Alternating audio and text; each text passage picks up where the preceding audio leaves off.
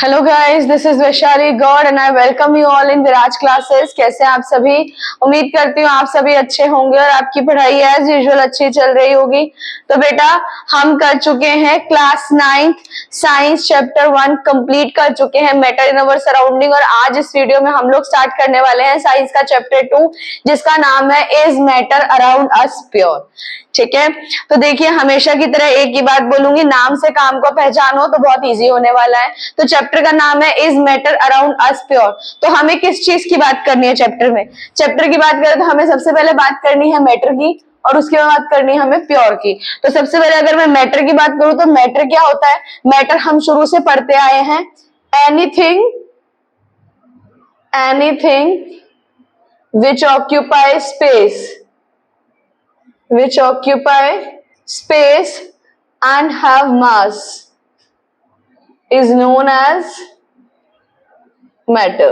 ठीक है, is known as matter मतलब कोई वो चीज जो जगह घेर रही हो, स्पेस को ऑक्यूपाई कर रही हो, या जिसका कोई ना कोई मास हो, उसे हम क्या कह देते हैं बेटा? मैटर कह देते हैं। ठीक है जी। और इसका अगर ब्रीफ एक्सप्लेनेशन की बात करें तो जितने भी न्यू व्यूअर हैं उनसे रिक्वेस्ट है कि चैप्टर 1 का इंट्रोडक्शन पार्ट वीडियो देखिए, वहां से आपको मैटर बहुत अच्छे से समझ आने वाला है। ठीक है जी। तो देखिए, anything which occupy space and have mass is known as matter.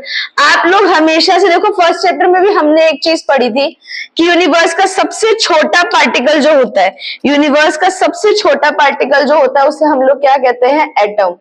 Atom से मिलकर क्या बनता है? मॉलिक्यूल। और मॉलिक्यूल से मिलकर क्या बनता है बेटा? मैटर। ठीक है, एटम से मिलकर बनता है मॉलिक्यूल, मॉलिक्यूल से मिलकर बनता है मैटर। और हमारे सराउंडिंग में, हमारे एनवायरनमेंट में, हमारे इर्द गिर्द जितनी भी चीजें हैं, सब किससे मिलकर बनी है बेटा? मैटर से बनके बनी है। ये क्लियर है? अब देखिए, हमें क्या जानना है कि हमने पढ़ा एटम से मिलकर मॉलिक्यूल बना, मॉलिक्यूल से मिलकर मैटर बना, मैटर से मिलकर क्या बनता है? ठीक है, समझने वाली चीज क्या है कि मैटर से मिलकर के बनता है सब्सटेंस। मैटर से मिलकर क्या बनता है बेटा? सब्सटेंस। और सब्सटेंस क्या होते हैं? सब्सटेंस को भी फर्दर दो पार्ट्स में डिवाइड किया गया है। सब्सटेंस को फर्दर दो पार्ट्स के अंदर डिवाइड किया गया है। एक है आपका प्योर सब्सटेंस, एक है आपका मिक्सचर। ठीक है जी, एक है प्योर सब्सटेंस और एक है मिक्सचर। देखो, चैप्टर का नाम क्या है? Matter around us is pure. Matter पढ़ चुके हैं, मैटर पढ़ते ही मैटर से रिलेट क्या कर रहा है आपका? Pure substance.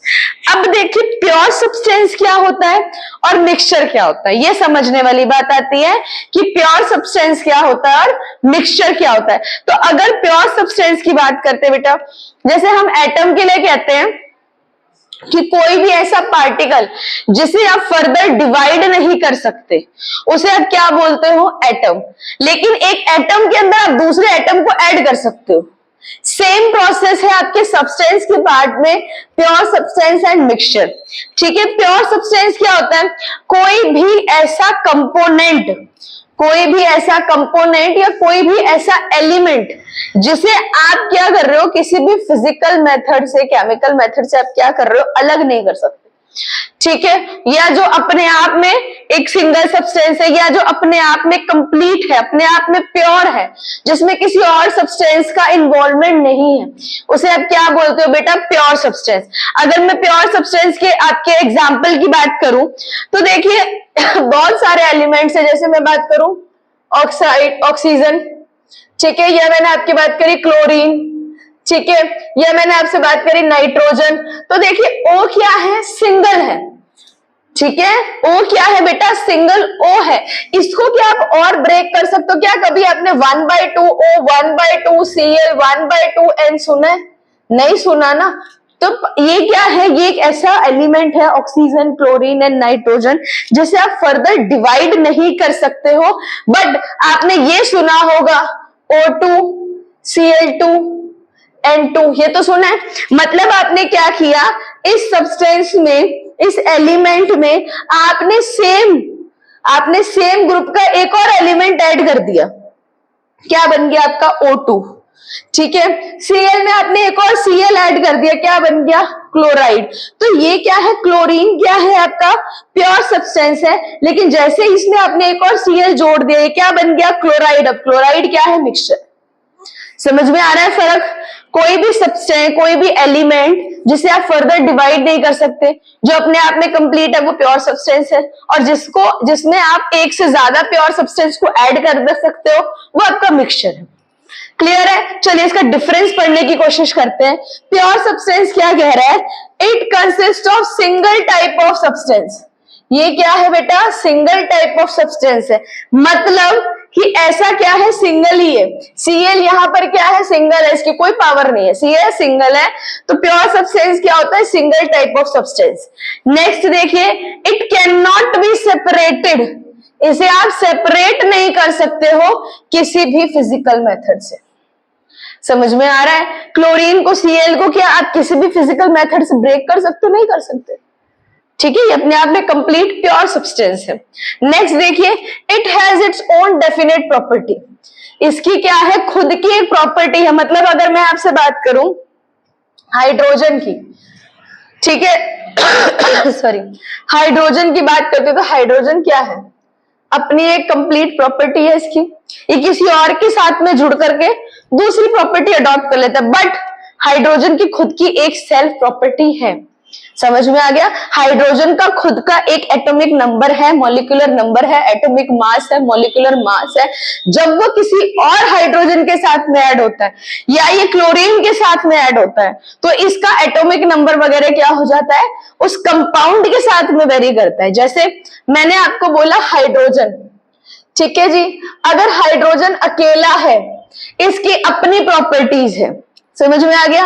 लेकिन जैसे ही मैंने 2 मोल ऑफ हाइड्रोजन और एक ऑक्सीजन ले लिया, तो इसने क्या बना लिया?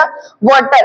अब जो है ना, इसकी हाइड्रोजन की कोई इंडिविजुअल प्रॉपर्टी नहीं आएगी। प्रॉपर्टी किसकी शो होगी? वाटर की प्रॉपर्टी शो होगी।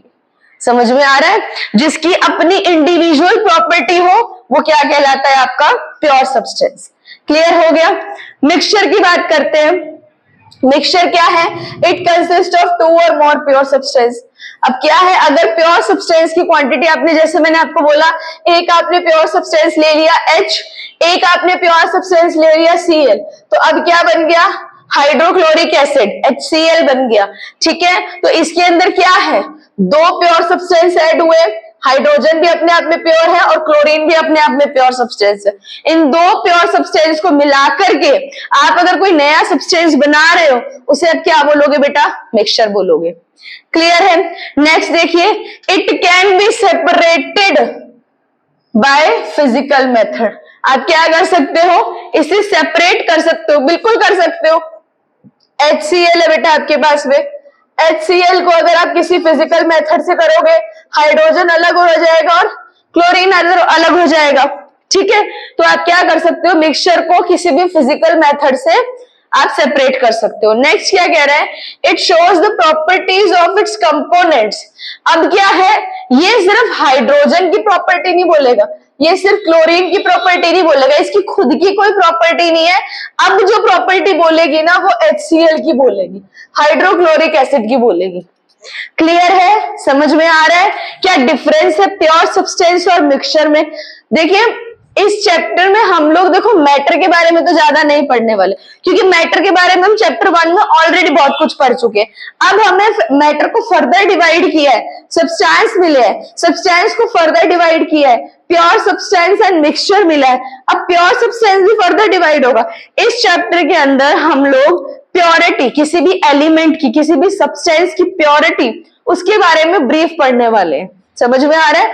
तो अभी हमने जस्ट एक इंट्रोडक्शन पार्ट शुरू किया है, इसमें हमने मैटर को रिकॉल किया है। ठीक है, मैटर कैसे बनता है, मैटर से मिलकर क्या बनता है, और जो भी चीज बन रही है उसकी जस्ट शुरुआत करी है। Like pure substance and mixture होता क्या है, ये समझ में आएगा तो इसके इंटरनल जो पार्ट्स है वो आपको समझ में आएंगे। लाइक प्योर सब्सटेंस भी कौन कौन से टाइप के होते हैं, मिक्सचर कौन कौन से टाइप के होते हैं, होमोजीनियस, हेट्रोजीनियस, बहुत सी चीजें अभी हम पढ़ने वाले हैं। कंपाउंड क्या होता है, सब कुछ पढ़ने वाले हैं हम लोग। ठीक है, तो ये इसका फर्दर एक्सप्लेनेशन है जो नेक्स्ट वीडियो में हम लोग इंक्लूड कर देंगे। उम्मीद करते हैं कि ये आज के वीडियो का जो कंसेप्ट है वो आपको समझ आ गया होगा। अगर आपको मेरी वीडियो अच्छी लगी, अगर आपको मेरे स्किल्स अच्छे लगते हैं, अगर आपको मेरा पढ़ाया समझ आता है, तो प्लीज मेरे चैनल को लाइक करें, सब्सक्राइब करें और जितना हो सके उतना शेयर करें, ताकि आपकी तरह कोई और स्टूडेंट भी इसका बेनिफिट ले सके। टिल देन गुड बाय, मिलते हैं नेक्स्ट वीडियो में नए कंसेप्ट और नए थ्योरी के साथ में। Good bye.